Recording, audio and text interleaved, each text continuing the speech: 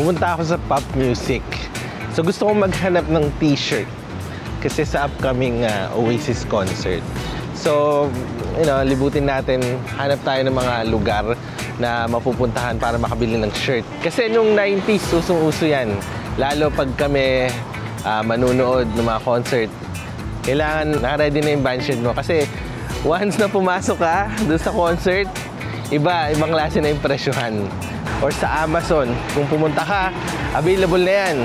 Pero iba pa rin na yung hinahanap mo yung mga mom and pop shop na talagang sinusuportahan mo yung mga local na nag-license sila ng mga shirt na to. And yung adventure din na may experience mo yung city or malaman rin ng mga tao na merong mga lugar na ganito.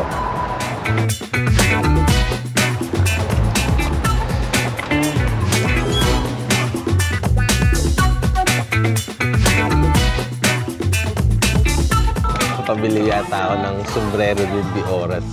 Kasi isa rin sa mga collection ko is talagang sombrero. And dito available na.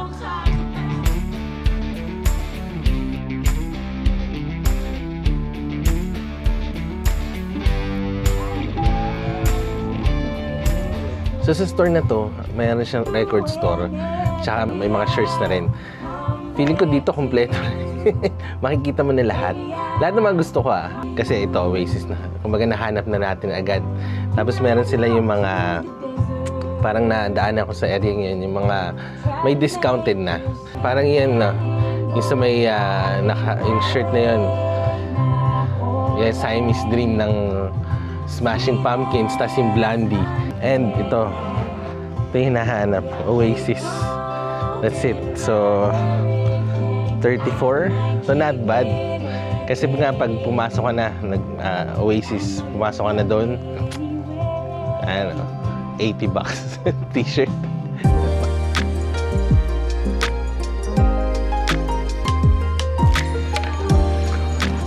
So yung store na to is called Pop Music. So mahahanap mo siya sa Broadview and Gerrard. So kung nagsasubway man kayo, mas madaling ma-access. Ito yung old Chinatown na tinatawag nila. And yun, madali lang siyang hanapin. Katabi niya halos mga Chinese na establishment. And pagpasok nyo, kumpleto, records, tsaka mismong mga shirts. Like halos lahat ng mga favorite na banda nyo nandito na.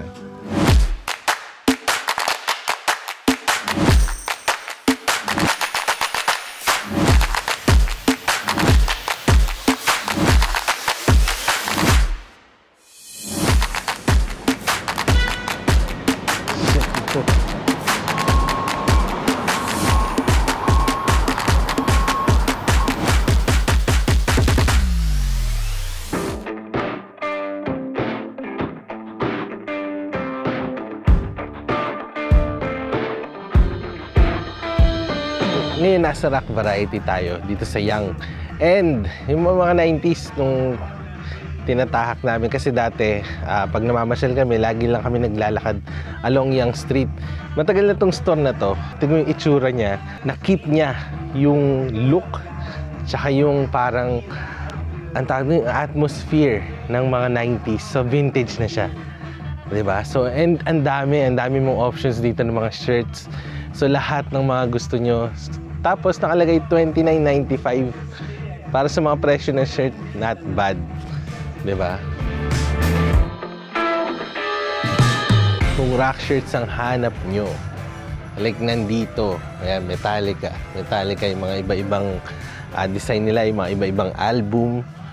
Ang mga rock shirts ngayon, dahil naging style na nga, kasi dati, mga fan lang talaga, diba? Fan ka ng rock music. So magsusuot ka ng mga rock shirt kasi nanonood ka ng concert. And ngayon, yung mga rock shirt makikita mo sa Old Navy, ang tawag doon, H&M, kumbaga magagandang brands, tapos may sarili na silang license.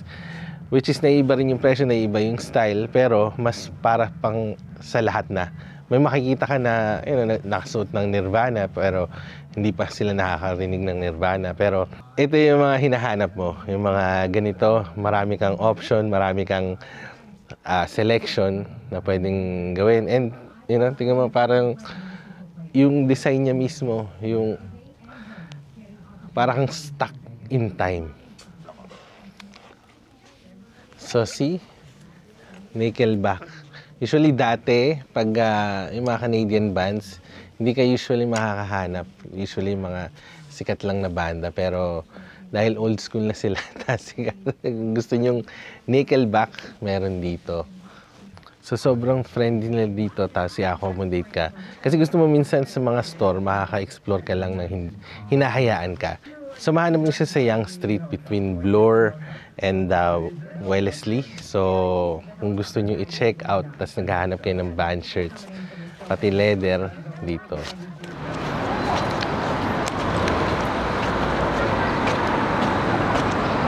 '80s pa tong lugar na to, and matagal na namin nadadaanan to. Kasi high school pa lang kami, dumadaan na kami dito sa Yonge. Na syempre naalala ko ang Yonge na sobrang vibrant dati.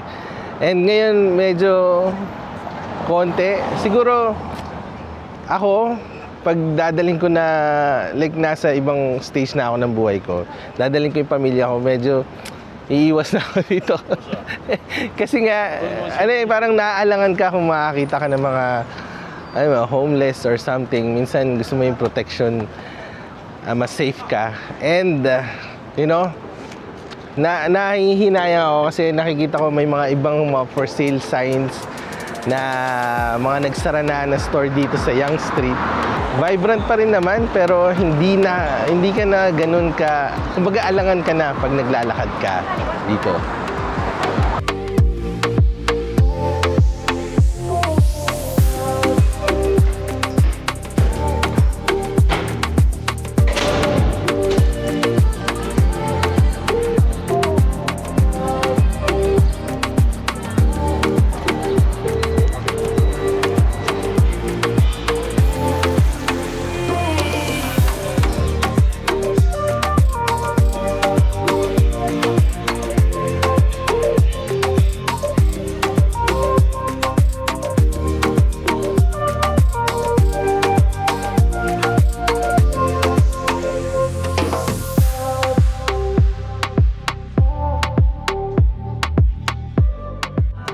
So, ito talaga yung isa sa mga ultimate place kung maghahanap kayo ng mga band shirt, Black Market.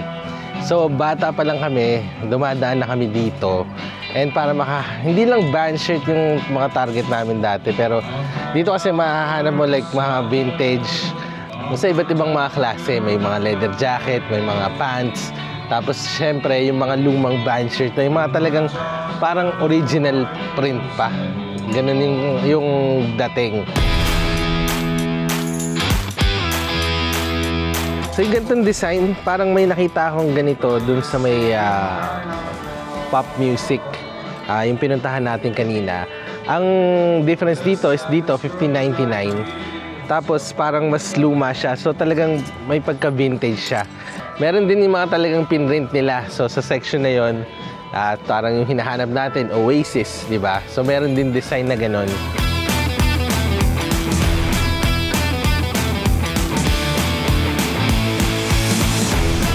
So kaya kung maghahanap kayo pa ng mga accessories, dito mas kumpleto.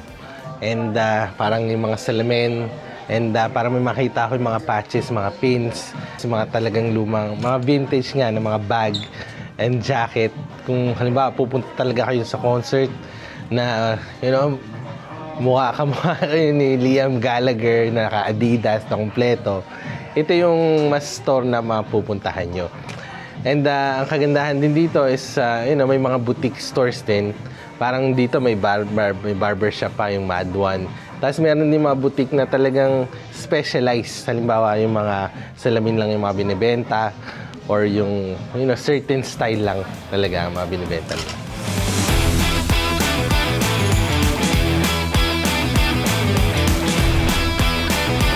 So yan, makakahanap ka nga ng mga $5 sa mga special. Kung hindi naman talaga yung specific na banda ang hanap nyo, and pupunta lang kayo doon para mag-look and style ng mga concert goers din. Feeling ko dito rin kayo mas maganda punta para mas makamura. Kasi ito yung mga ganitong shirt, $5, and ayan, sino naman mo.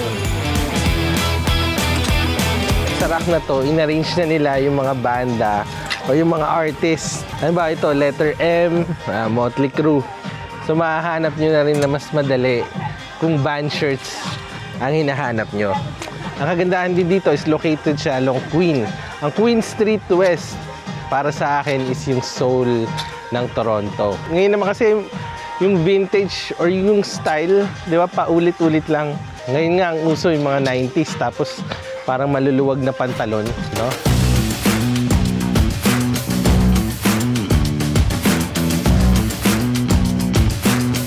So yun, napuntahan natin 3 spot lang ngayon. Pero I'm sure marami pang pwedeng puntahan. Lalo concert season ngayon, summer, ang ganda lumabas. And talagang hindi na nawawala sa uso ang mga band shirts na ganyan. Oasis, nag-reunite after ilang years. So, kung hinahanap nyo, ito lang.